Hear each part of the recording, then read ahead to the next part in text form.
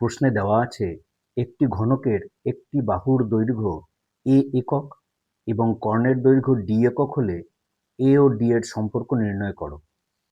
এখানে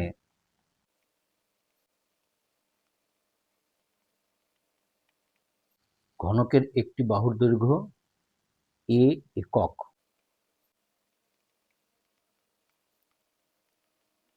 কর্ণের দৈর্ঘ্য d একক।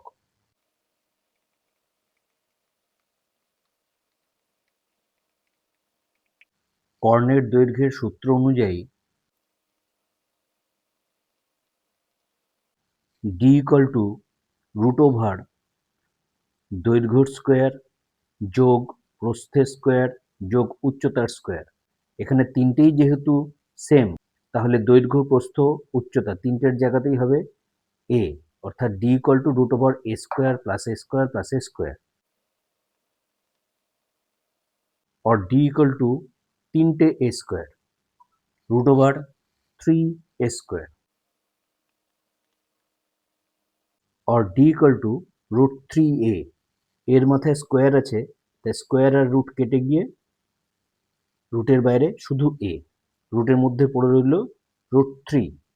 তাহলে নির্ণেয় সূত্রটা হলো, নির্ণেয় সম্পর্ক a এবং d এর মধ্যে সম্পর্কটা হলো d √3a, অর্থাৎ এখানে উত্তরটি হলো অপশন বি,